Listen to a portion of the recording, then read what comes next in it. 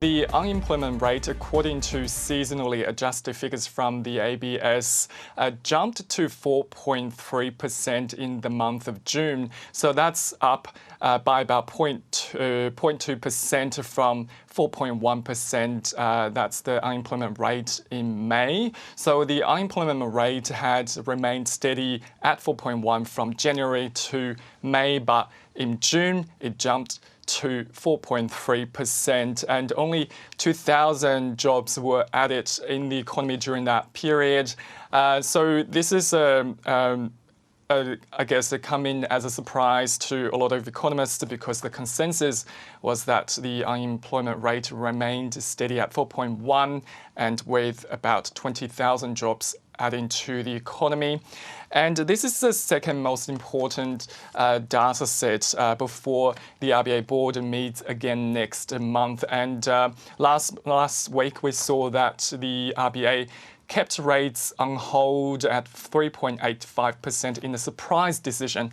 And the market is now still pricing in an 80% chance that the RBA will cut rates by a quarter of a percentage point next month. For more, I'm joined now by Shane Oliver, chief economist from AMP in Sydney. Hi, Shane. Thanks so much for your time. Yeah. Thank you. So what are your first impressions on these new jobs figures?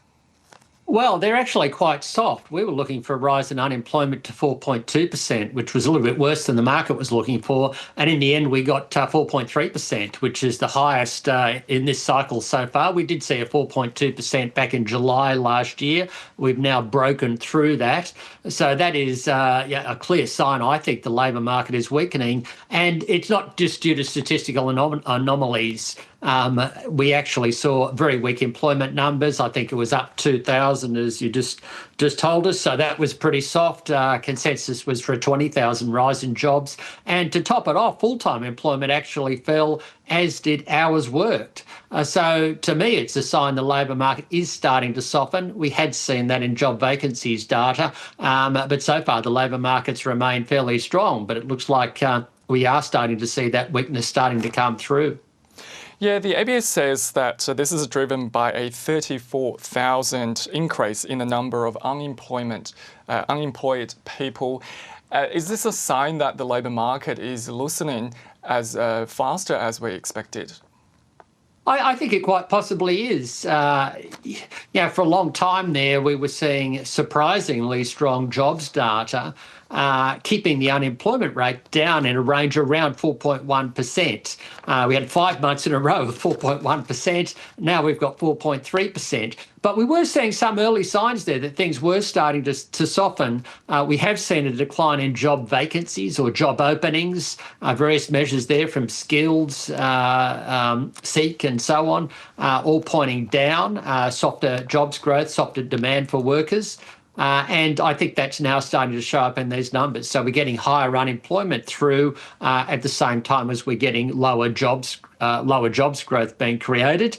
And of course, related to all of this, of course, we've still got fairly solid population growth, but it has slowed down. And I think as the jobs market slows, it makes it hard to absorb all the extra workers coming into our workforce. And one other point just worth mentioning, we don't get a detailed breakdown here, and that is we had been seeing strong growth in the non-market sector, in other words, public sector jobs. That possibly is also now starting to slow, and therefore the labour market is more exposed to weakness that we had been seeing for a long time in market sector or private sector employment. As you mentioned earlier, that according to data from Seek, more people are looking for job, but less job ads, according to their data. And in April, we saw a surge in jobs growth, but a decline in May. And in June, only 2,000 jobs were created. Why are these numbers so volatile?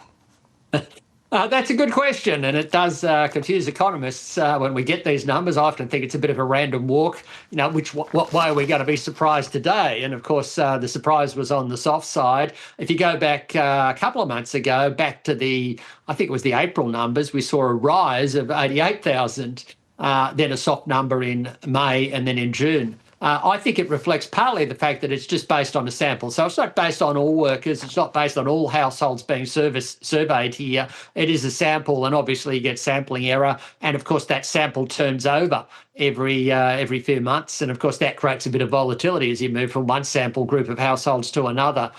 So I guess it's something that we economists and the RBA and others have had to get used to, and that's why there's often a bit of a focus on the trend. We'll have to wait. In this case here, you'd want to see more evidence that the labour market is slowing before you get too concerned about it.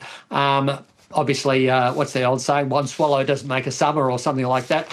So there's an element of that in relation to all of this. You've got to be a little bit careful in reading too much into the monthly numbers, but it does seem as if things are starting to slow. Obviously, we'll need confirmation with the July figures, but so far it's looking a lot weaker. Yeah, the RBA is still waiting for more data coming through, especially the quarterly CPI data due out later this month. But based on today's figures, how do you think the Reserve Bank will react? Do we get a cut in August?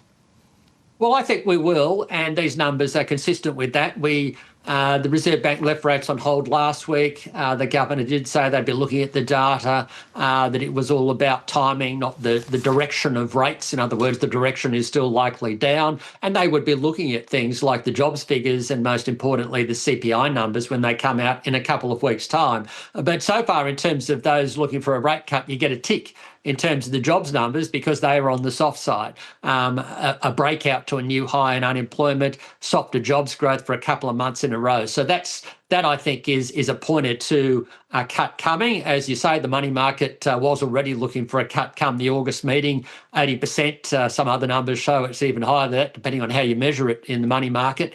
I think today's results will just add to expectations by money market traders and economists that we will get a cut in August, or in other words, reinforce those expectations. Shane Oliver, Chief Economist from AMP, thanks so much for your insights. Thanks, Samuel. Take care.